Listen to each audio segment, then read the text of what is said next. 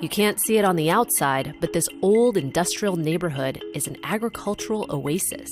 Inside this former laser tag arena, about 250 kinds of leafy greens are growing in huge quantities to be sold to local supermarkets and restaurants.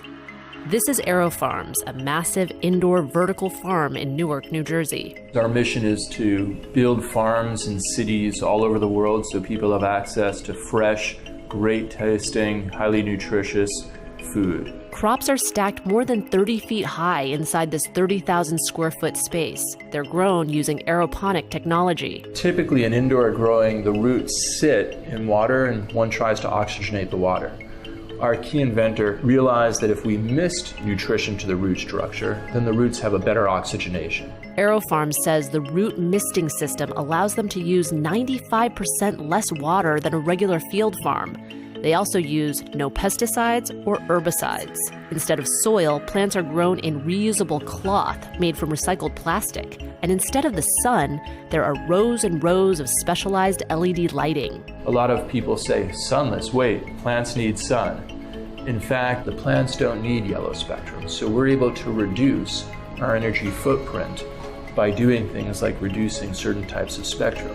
This sophisticated climate-controlled system cuts the growing cycle in half, so crops can be grown all year round, but with a much smaller impact on the environment. There's all these stresses on our planet. 70% of our freshwater contamination comes from agriculture. About 70% of our freshwater usage goes to agriculture. 1/3 of our arable land has been degraded in the last 40 years. All these macro trends point to the fact that we need a new way to feed our planet.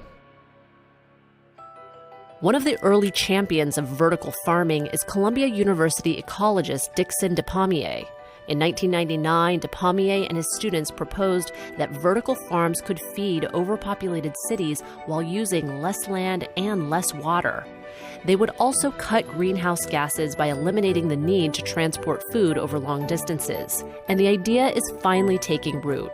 Over the past few years, vertical farms have sprouted all over the world, including in Vancouver, Singapore, Panama, the UK, and around the US.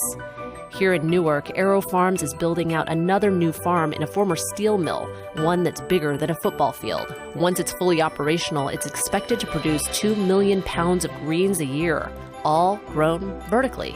We listen to the plants very carefully to try and understand what they're telling us and try and optimize all these different qualities of a plant. It's a tough business, but it's one that's going to stay and it's going to have a bigger and bigger impact.